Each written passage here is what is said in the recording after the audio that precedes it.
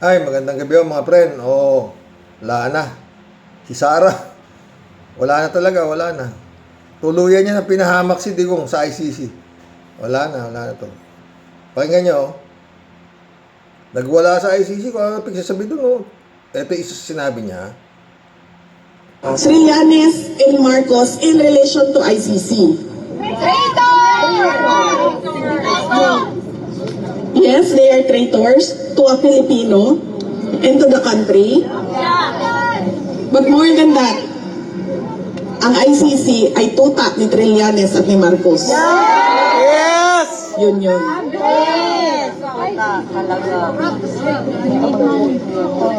Because the ICC has no other case except for the case of President Rodrigo Duterte.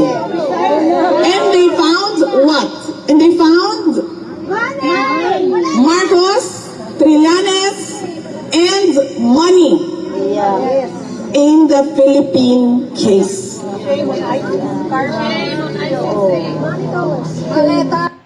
Trillanes and Wala na mga boss, kung ano na pagsasabi. Nandun niya sa harapan ng ICC. Nagrally raw sila. Ayaw na ipakita kung gaano karami taong dumalo. Yun lang, puro. Narinig niyo sumisigaw. Halos iilang tao lang. Wala akong picture kung maraming taong pumunta dyan. Hindi kagaya dun sa isang rally niya, marami, di ba? Ito, wala akong pinakita eh. Wala nang pag-asa. Ang mabigat dyan, salita ng salita, tapos ngayon ipinamamadali niya, magdesisyon na yung ICC, tapusin na. Paano Ito siya. Wala na talaga, malala na to. trial because he is already 81 years old and he cannot afford to stay in detention for 3, 4, 5 years more. We see some changes happening at the ICC with the chief prosecutor being removed. Do you expect that maybe there can be some positive outcomes? Maybe there will be some speed in the case, in the process? Or what are your expectations now? Well, we hope that they will always be for the accused since there is a presumption of innocence always for an accused, and they will speed up the trial. But we really do not know with the ICC. We only know that there's only one case that they are considering and then under trial, and that is the case of President Duterte. But Wala raw kasong iba doon sa ICC kung hindi yung kay Duterte lang, kaya pinapamadali niya na. Paano makamadali yan? Yung mag-usap kayo ng abogado tsaka yung tatay mo, padaluhin mo na kasi. Ayaw dumaling tatay mo, paano magiging mabilis yung kaso na sinasabi mo? And daming mga delaying tactics nung abogadong kinuha ninyo. Di ba? Anong kasalanan ng ICC dyan? Nasa sa inyo. Prosecution naman, anytime Di ba? Kayong nagpapadili, gusto mo speed up. Kung ano sinasabi na ito mga friend, pakinggan mo. Tsaka yun sinasabi niya, kinidnap yung tatay niya. Wala talaga. Malaki na diferensya nito. But, well, we can only request to speed up the trial because he is already 81 years old and he cannot afford to stay in detention for 3, 4, 5 years more. Pinapractice lang yan. He cannot stay in detention 3 to 5 years more? Bakit? Anong ibig mo sabihin? Ma-acquit yan tatay mo? Baka dyan na mamatayan. You cannot stay? Pagsasabi nito, no? Sabi niya, he cannot stay in detention 3 to 5 years more kasi 81 years old na lang yung tatay niya. Tuloy mo nga kung ano pagsasabihin to. 16 months it has been passed since President Duterte was brought here. And still no outcome. Yes. How does it make you feel? Well, we are angry. The moment that he was kidnapped from the Philippines. Yun naman, kidnap from the Philippines na naman sinasabi nito kung di ba naman gago to. Abogado to, di ba? 80 ang nakuha nito sa bar exam, sabi. Anong kidnap? Meron ba kinidnap na pwede mong dalawin yung kinidnap? Nadadalaw nung kabit niya.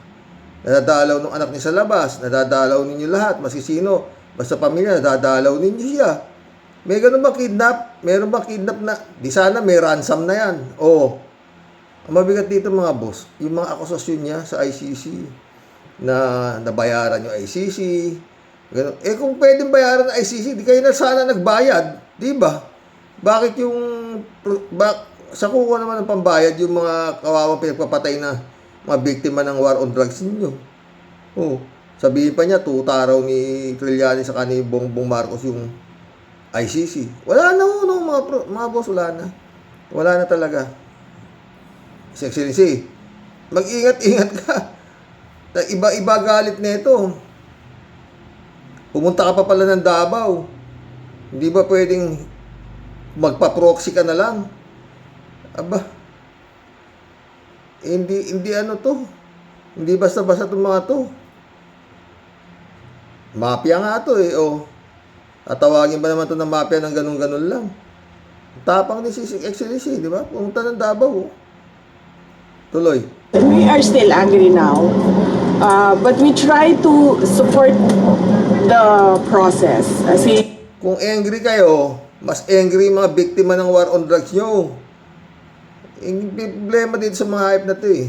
Yung galit nila, ang alam nila eh. Yung galit ng mga pagpapatay ninyo. Buti pa nga yan si Duterte, buhay pa yan dyan eh. Dahil lahat ng nasabing humanitarian na ano, pinibigay dyan. Pag may high blood, may diabetes, may doktor siya dyan, lahat-lahat. Oh, tapos sabi mo kinidnap kung di ka sira ulo. Dapat nito dapat pa nga ito, hindi Sara, sira eh. Tuloy mo. Since he is already under the ICC jurisdiction, we try to support it. But of course, as a daughter, as Filipinos, we have feelings about how... Yung feeling mo, paano yung feeling ng mga biktima? Bakit? Ikaw lang ba ang ano? Bakit tingin niya sa sarili niya? Hindi na sila tao eh. Talaga sila mga Diyos na sila eh. O, di ba? Objective. The ICC and the officials, people inside the ICC is about the case. And of course, we feel... O, yun, alam mo pala may kaso eh. Kinidnap ka ng kinidnap dyan. Wala talaga. That there was really an injustice with how he was taken from... Anong injustice? Alam niya injustice, no? There was really injustice of taken. Inaresto yan tatay mo, may warrant of arrest. Tanga naman ito. Ang injustice, yung mga pinapapatay ng mga tatay mo, yung nagpapatay, yun ang injustice. Wala man lang ano, pinatay lang, pagbabaril, para mga aso. Our country. I will say this straight. Oh, pumirma na si PBBM doon sa BIR para mabuksan na lahat. Dapat pati yung dollar accounts eh. Kaya natin ito ni Clero. Approve na or nagbigay na ng clearance ang Pangulo sa BIR upang mabuksan ang tax records ni VP Sara at saka ni Attorney Mans Carpio. Yes. Approve na or nagbigay na ng clearance ang Pangulo sa BIR upang mabuksan ang tax records ni VP Sara. Ito yata yung pinag-uusapan ng Kongreso sa Senado. Oo, na yung green box na hindi mabuksan-buksan. Oh, ngayon, kailangan daw ng pirma ni PBBM. Pumirma na, bubuksan na. Wala na to, masyado na ipit na talaga to. Ang problema lang, kung gaano kakapal ang mga mukha nitong mga senador na mag-a-acquit dito. Diba? Yun lang yun. Mga boss, ang dami na, puta ragis. Grabe. Galing BDO, kung saan bangko. Ano sabi? Financial record ni VP Sara. Look, nagsimula na tumanggap ang Senate Impeachment Court mula kaninang umaga, July 30, ng mga dokumento kaugnay ng ipinalabas na mga subpoena para sa financial record ni na Vice President Sara Duterte, asawang Atty. Mans Carpio, at 20 iba pang related entities. Kabilang sa mga nagsumite na ng compliance bago mag alas 12 ng tanghali ang Bureau of Internal Revenue o yan yung BIR na hindi pinakaano, di ba? Pumayag na si Bongbong. Hindi naman siya pwede talagang hindi pumayag diyan. Wala siyang magagawa diyan, di ba? Kasi pag hindi niya ano niyan, obligasyon niya yan eh. Pag di siya pumayag diyan kasabwat siya, di ba? Ganun lang 'yun. At ang mga bangkong BDO, Unibank, PS Bank, Metro Bank at Security Bank patuloy pa rin tumatanggap ang Office of the Clerk of Court ng iba pang dokumento para sa impeachment trial. Puta, talaga toda siya. Dami yan mga boss. Ayan, karami, puta. Ewan ko kung gaano katagal tong ano na to. No? Sana pati yung dollar account mabuksan, di ba? Pumayag na si Excellency, di ba? Ito si Robin Nabugok ko. Kinasuhan pa ako, di ko naman alam, wala naman akong ginawang masama. Nakisakay lang sa akin si Bato. Tanga, yun nga masama doon. Kung hindi dahil sa'yo, gago, hindi nakataka sana si Bato. Nakisakay, alam mo na nga wanted alam mo na nga may warrant of arrest, sinakay mo kung di ka bobo. Tuloy mo, tanga. Tsura, kala mo yan. Pambira. Nakita naman nila sa TV. Naglalakad lang kami, sumakay ng kotse, umalis. Paano tumakas yun? Sinakay mo nga, tanga. Alam nyo, kinasuhan pa ako, di ko naman alam, wala. Tama na. Ayan mga boss, Si VP Sara at kanyang mister na si Attorney Man Scarpio. Kasundo ito ang pagpapasabina ng impeachment court sa financial records ng bise para sa kanyang paglilitis. Live mula rin sa TV5 Media Center, nangunguna sa balita si News 5 Senate Correspondent. Bakit iba na kulay nung kahon? Berde dati yan Baka napalitan na yan Mendes Baños Mayan, natanggap na ba ng impeachment court ang mga dokumentong ito? Jiggy, nakapagsumite at natanggap na nga ng impeachment court yung mga tax records ni VP Sara Duterte at ng kanyang asawang si Attorney Man Scarpio, Ayan dati berde yan, di ba? Bakit ngayon pink na? Yan nga, boss. Aprobado ng Pangulo. Aprobado ng Pangulo pero iba na yung kulay ng kahon. Dati berde yan di ba? Ulitin natin Ayan ba? Dati berde yan, tsaka may seal dyan Naka-seal dyan May mga perma pa, bakit yan? Ganyan na. Diba?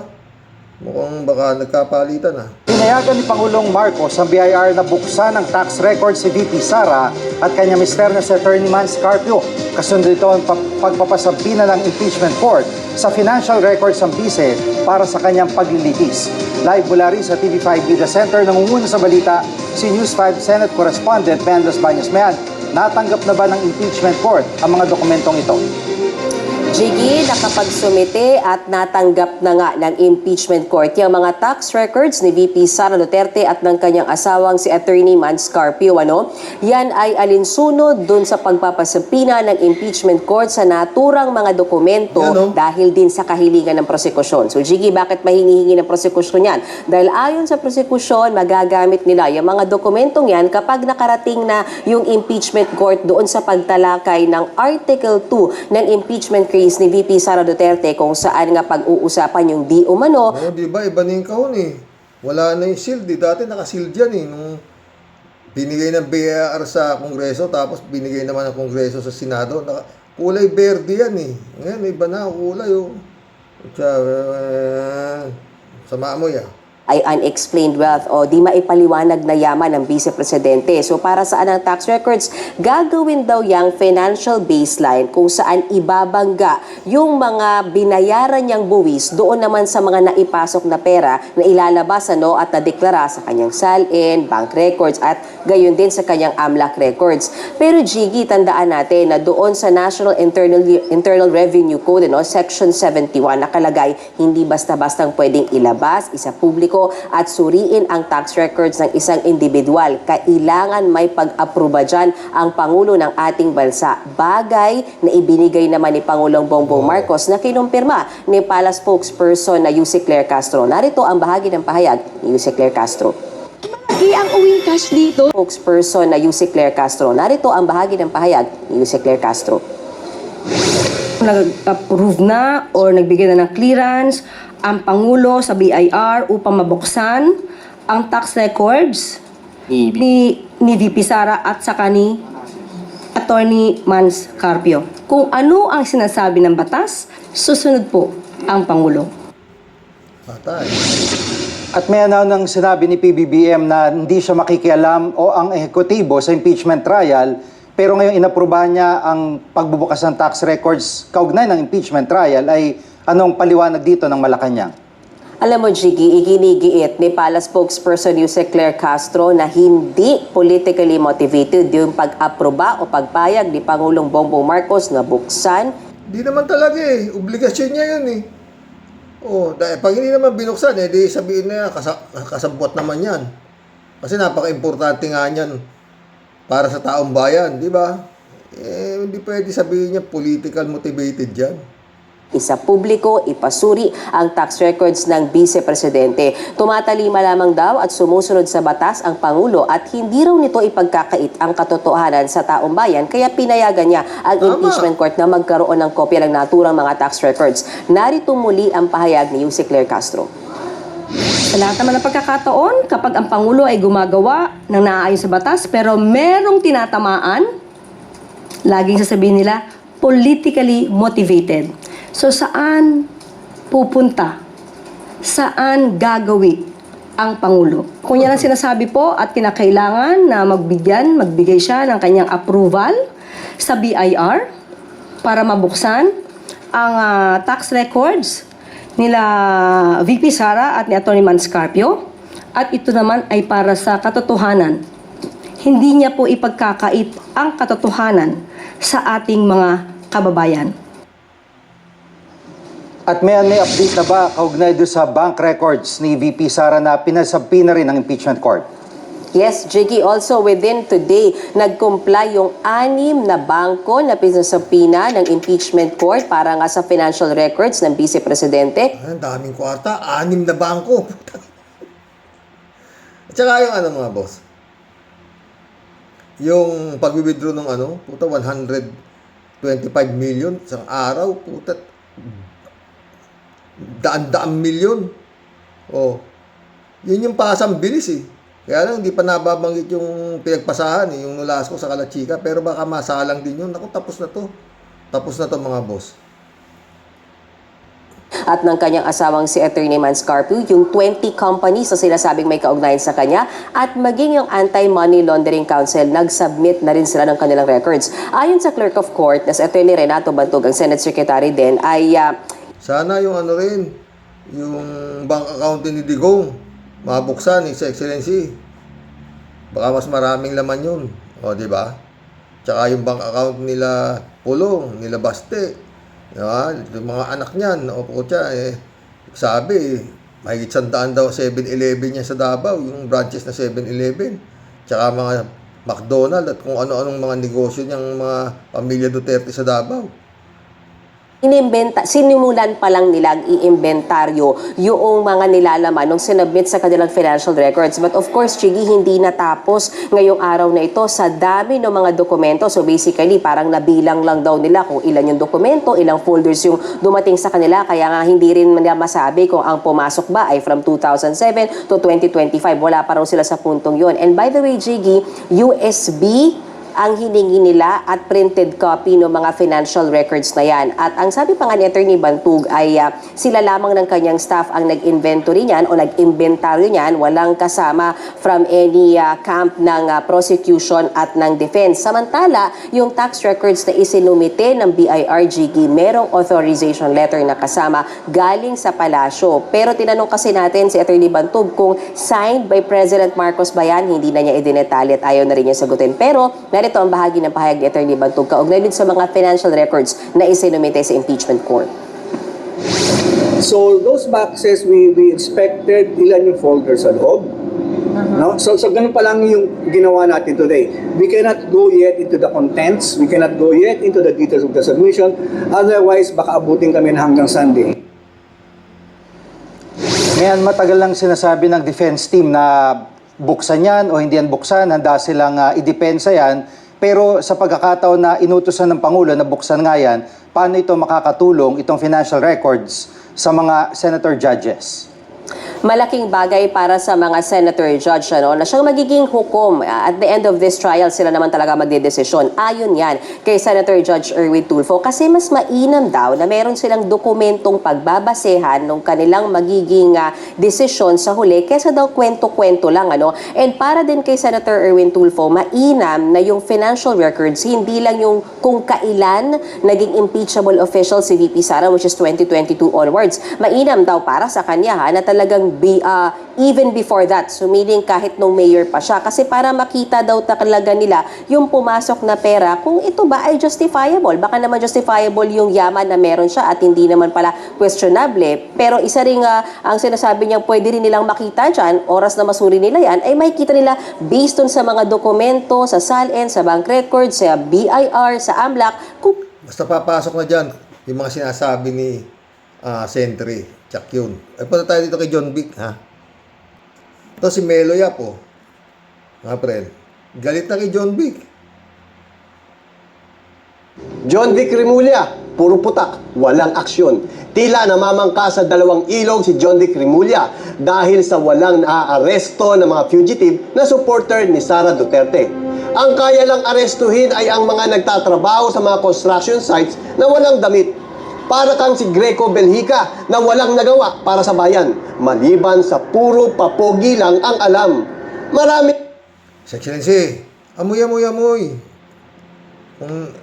Kung hindi mo makita, ay amuyin mo na lang. Tsaka pakinggan mo yung mga pinagsasabi ng mga tao.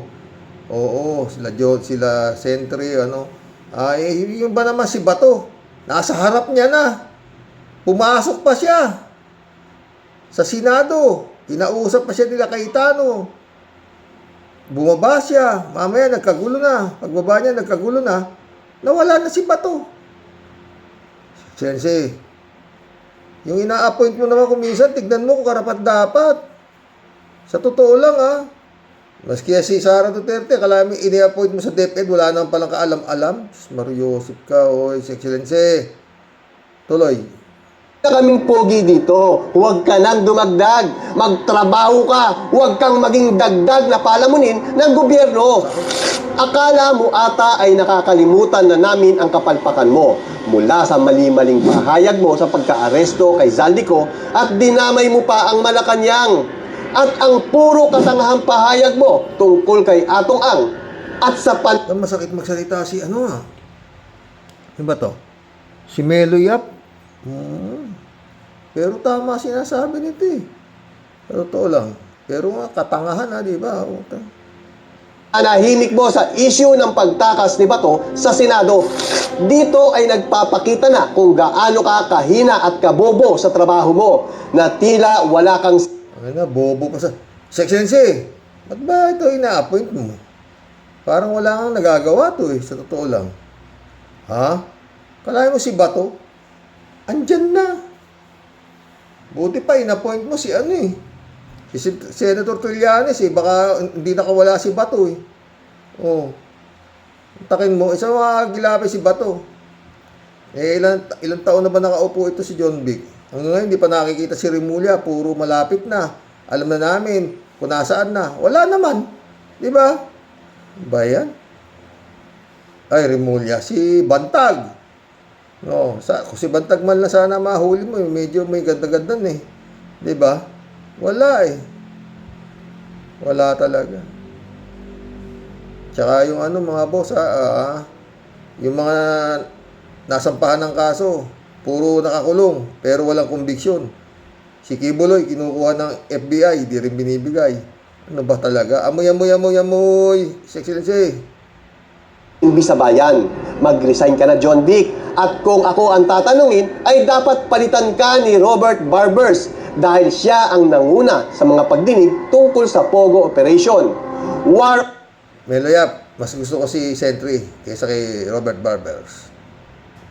On drugs ni Duterte, extrajudicial killing, at umano Kung sa war on drugs lang ni Duterte, mas talagang nakialam ng todo diyan si Senador Trillanes, hindi si Robert Barbers, di ba? Mas maganda si Sentry ang i-appoint sa DILG, no ba? ito'y koneksyon ng ilang criminal network. Ikaw, John Dick, wala kang alam at puro katangahan ang sinabog mo at dinadamay mo pa si PBBM sa kabubuhan mo. Sakit nun mga boss, di ba? Yung mga tao ni Sara Duterte sa OBP, hanggang ngayon wala pa, sa DepEd, yung si Sulaika, tapos yung Acosta,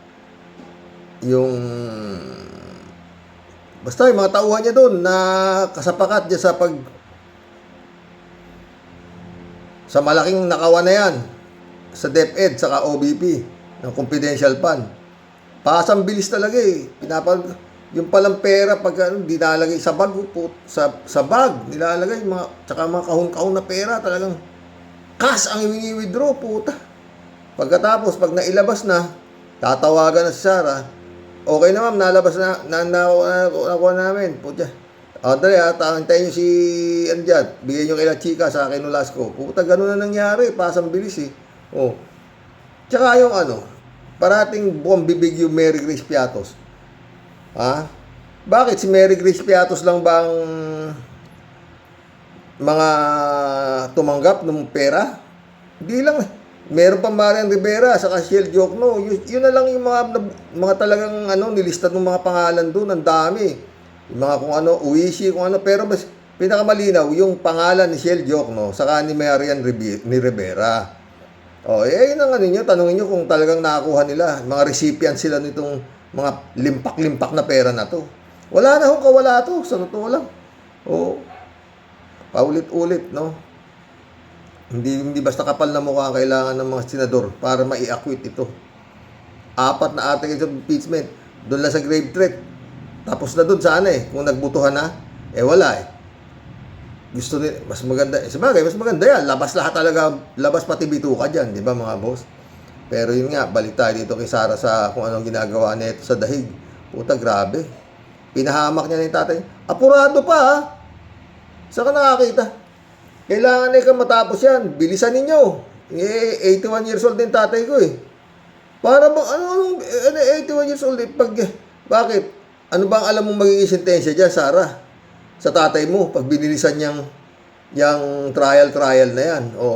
Ikaw sapin mo yung abogado mo, na wag na kayong mag-delay para mapabilis na yung trial dyan sa dahig. Total, sinasabi mo na, wala namang ibang kaso kundi yung tatay mo di ba?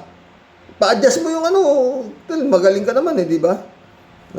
Sabihin mo doon sa mga judges doon na dalian nyo sinasabi na nga niya, di ba? Dalian. Sigurado, napapanood na naman ng yun, ng mga judges sa dahig yun.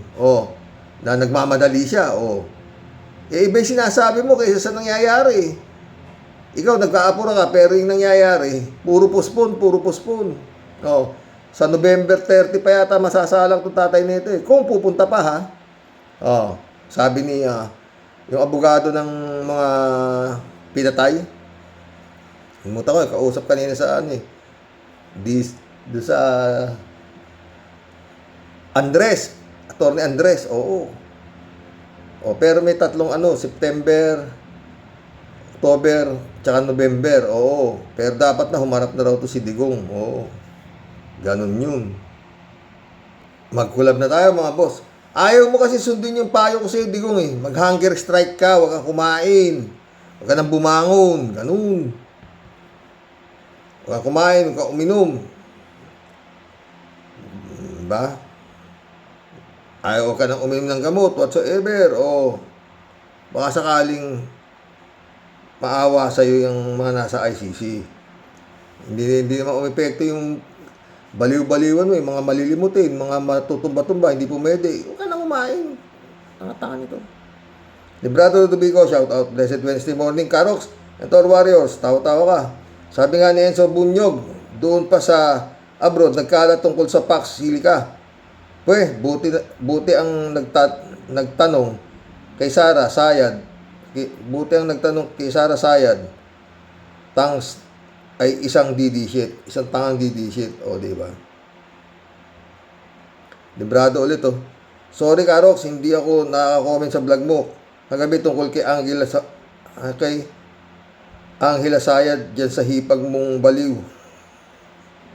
Sakim. Gahaman. Anyway, congrats sa yung baby apo. Thank you, Lord. God bless you, mga apo. Sumagot si 3JCO po. Oy, may bago ka palang apo, Serox. Congrats. Sarap siguro ng may apo. Ay, nako. 3JCO ka. Talagang hindi iba.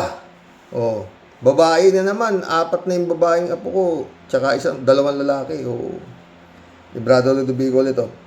Correct ka, Karox. Kung impacta si Auntie Claire, magandang impacta. Talagang maganda. Bakit? Mag-i-impacto ka na rin? Ha?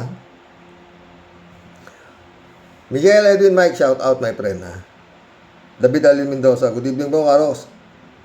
Ako nga, noong nabasa ko yung Pax Silica na yan, ay ginugel ko kaagad kung ano ba yan. Pero, itong Vice Presidente ng Pilipinas, walang pakialam sa mga current issue na pwedeng makaapekto sa ekonomiya natin. Basta si Sayad, ang alam lang gawin, ay lumabas ng bansa at mamasyal at kumubra ng milyon-milyon na confidential fund. No comment daw siya sa Pax Silica. Ang sabi niya, sabihin mo Sayad, hindi mo alam ang Pax Silica. Silica na yan. Kaya ang famous phrase mo no comment. Ang sagot mo, totoo. Akala niya Pax Silica Pax Silica. David Ali Mendoza. Karox, minsan narinig ko sa aking ama ang salitang, kabila ka pa ng tanga. Oh? Ba, stricto rin may tatay mo? Kagaya ng tatay ko. Napapaisip tuloy ako noon kung ano ang kabila ng tanga. Siguro nga ay tama kayo. Malamang ay bobo o baliw. David Ali Mendoza ulit. Aimee, mas mukha kang impacta, lalo na nung dalaga ka pa at di ka pa ritokada. Totoo yan, David. Kalat ni Baya, shout out. Good evening, Kasani. God bless your family. God bless your family too, my friend. Kalat ni Pastor Jun Lagon, my friend. Shout out. Marianeri Lukban, shout out. Tama po siya sabi ni KPLC. Naku po, kawawa ang bansa ng Pilipino pag nanalong presidente ng Pilipinas si Aling Inday. Wala na. Ubos. Mother pati daughter. Apolinar Tolentino, God bless you, Karox. God bless, Apolinar Tolentino. Kung impact, sa Apolinar ulit, kung impact na si Jose Claire, si Aimee naman ay maligno. Nakakatakot. Ay, ako. 3JC po sumagot to. Malaki kasi ang impact ni Auntie Claire sa mga DDS, kaya si Manang Aimee na-mispronounce niya ang impact, dinagdagan ng isang letrang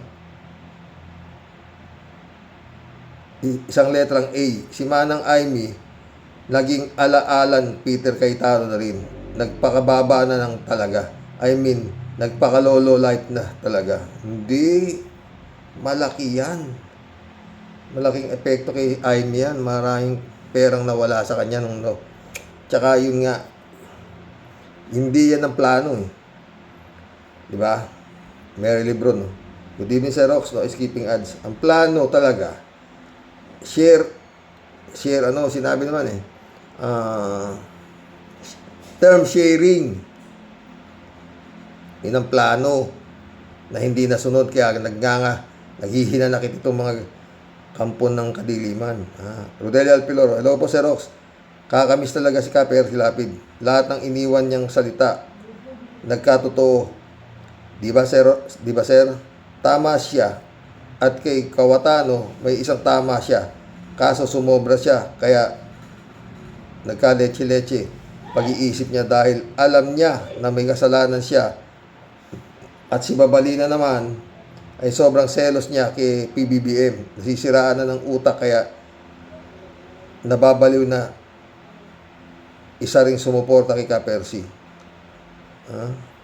Kaya na babaliw na isa ring sumuporta kay Kapersi, si Digongyo at pati si Alfredo Lim. Hinimok niya suportahan si Digongyo, kaya laking pagsisisi ni Kapersi. Abang pa tayo, hadyang mabagal ang hustisya. Kapersi, ingat po tayong lahat, and God bless us all po. God bless Rodelia, ha. Shirley J. Sir, shout out. Sino bang mukhang impacta, ha, Aimee? Minsan nga, panoorin mo sarili mo sa TV na makita mo kung sinong mukhang impacta sa inyo ni Ate Claire. Layo niya naman kay Claire, puti. Ang ganda ni Claire Castro. Siguro mas maganda ka, Ate Claire, nung dalaga ka, no? Ted, shout out. Sa tingin pala ni Aimee, si Jose Claire ay impacta. Tingin ko naman kay Aimee ay DDS na manananggal. Sino kaya ang matatalo pag nagsalpukan ang DDS na manananggal at loyalista na impacta? Ted ulit, oh. Lindol Quezon naman, sabi. May mga alam mo, Alan P. Kimutano, hindi mo na dapat pang patunayan mali ka. Noon pa mang ipinanganak ka ng nanay mo, ay mali ka na. Ano pa ba ang patutunayan sa'yo? Sobra ka, Ted, ha? Jane Labay na, shout out. Manang Aimee, ano bang nangyari sa inyo? Sa iyo? Nag-ala Peter Cayetano ka na. Kung ano-ano na ng name calling ginagawa mo. Huwag ka kasing dada ng dada. Baka matulad ka kay Pia, kamusta ka na? Ma-ethics committee ka rin. Dapat, ma-ethics committee yan. Sampahan mo nga, friend Jane. Jane Labay na ulit. Ito namang si 18 Maleta Boys, naloko na. Wala na ang boss nila para ipagtanggol sila kasi nakakulong. Malaking sakit ng ulo ito. Totoo, Lisa de la Cruz, shout out. Tama, matanggal lahat ang dispalinghado ang utak. Totoo. Jojo Tol, shout out, Good day, Tol.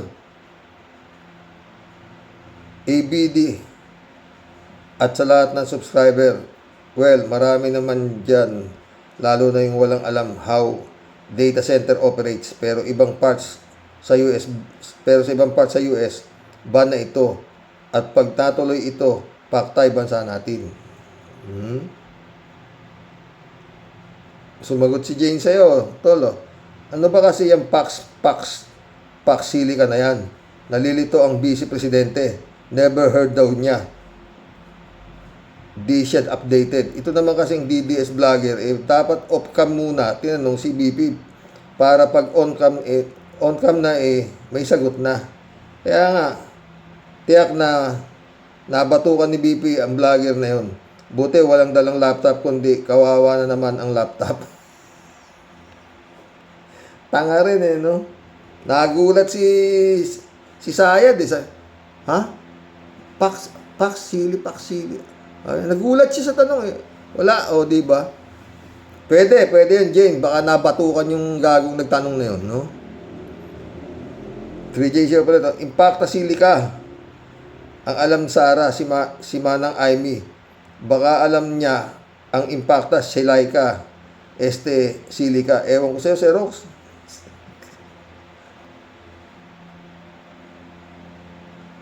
DJ Siop ulit, Ang mga DDS talaga, hindi talaga marunong mag-control ng sarili. Kahit ikakapahamak pa nila. Si Marcolecta, sarili niya, pinahamak niya. Si Pia, kamusta ka na? Gumawa ng sariling problema na ikakadisbar niya.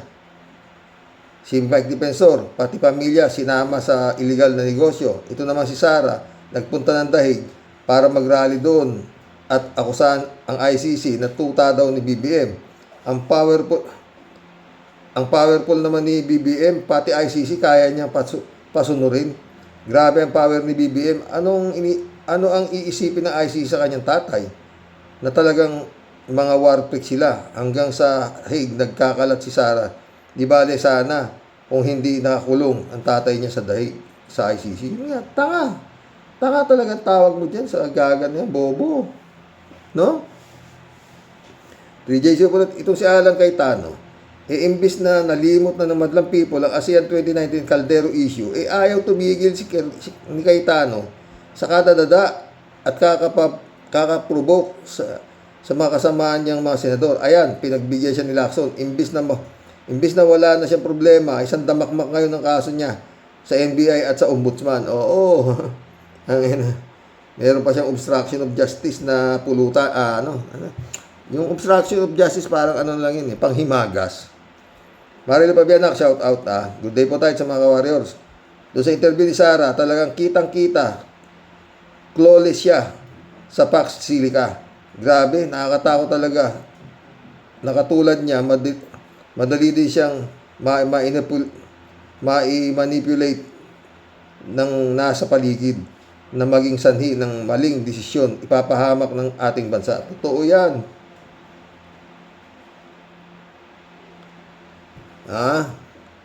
His Excellency, kung dami rin inapoy, magmula kay Sayad, tapos inapoy si Bersamin, nagsipag-resign na, pag nakaw na, si Pesa. Marami siyang inappoint na palpak Sa totoo lang daming inappoint si Excellency palpak. Oo. Si Anticlair lang yata hindi palpak na inappoint nito Sino pa? Yan, si John Wick. Di ba? 3J Super ito. Ano to, Xerox? Nakipag-areglo na si Cayetano kay Lacson. Ceasefire daw. Bakit? May gera ba? Hinamon ni Cayetano si Lacson, tapos ngayon nakikipagbati. Alam mo, Xerox, di dapat magtiwala dyan kay Lacson. May masamang binabalak yan. Kunwari lang, makikipag-ceasefire. Ang tulad ni Cayetano na traidor, wag kang magtitiwala sa ganyang uri ng tao. Makamandag yan. Duterte worshippers ata yan. Totoo yan. Diba? Kagaya nung ginawa niya kay Matibag. Diba? Sabi niya, sa kustodiyan si Bato. Bandang huli, putang ina, wala. Gentleman's agreement daw. Ito naman si Matibag. Anong gentleman's agreement? Hawak niya na yan tududa rin ako dito 3J Shop ulit Xerox, pati si Pia, kamusta ka na? Cayetano alias Splice Girl, namumroblema ngayon. Kundi ba naman kasi isa't kalahating ewan, bugado ka. Judge ka pa, tapos magpo-post ka ng FB ng Splice video ng isang batikang abogado rin. Nagmamadali atang makapanira, kaya hindi na nag-isip-isip. Click lang ng click, kaya yan. Nireklamo ngayon siya sa Ethics Committee at malamang madisbar pa. Hindi yan madidisbar. Basta batang Duterte ka, hindi ka basta-basta nadidisbar. Si Sara nga, minumura na yung presidente. Hindi pa nadidisbar di ba?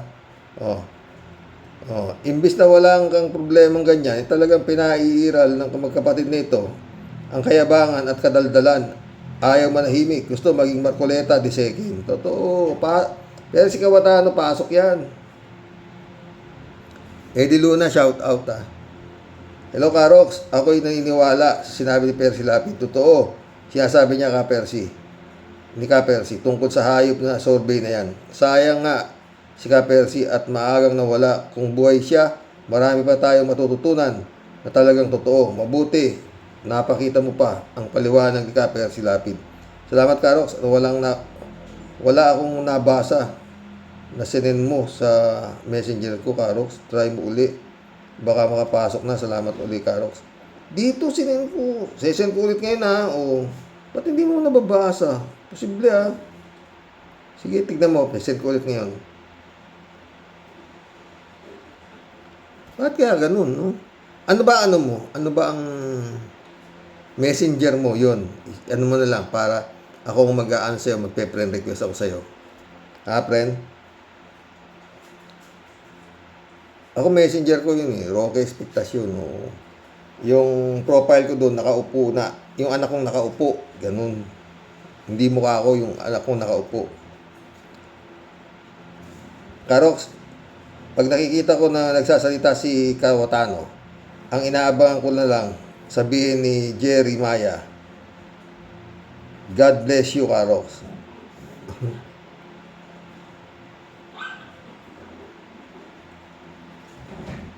Di luna na to. Si Emmy, kaya lang nagkahitsura, maputi. Pero kung umitim yan, para yung witch kung nakasakay sa walis na nasa ulap na may kabilugan ng buwan.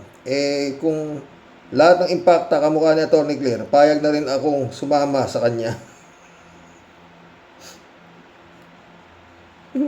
Kahit tawagin ako impacto, biro muna tayo ng konti, baka mapamura na tayo baka mapurga na tayo ng lasartan, Brent Shervin Sapeda, shout out. Christian Sen, Analisa Pulinar, July 7 Alcantara, shout out sa inyo mga friend, ha. Walang comment si Tia Deli ngayon, busy na naman yan,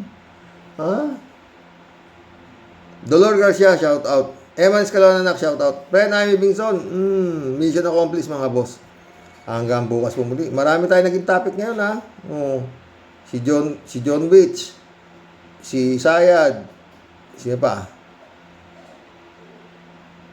Umuta ko iba eh. Sige, hanggang bukas po muli mga friend. Good night. God bless.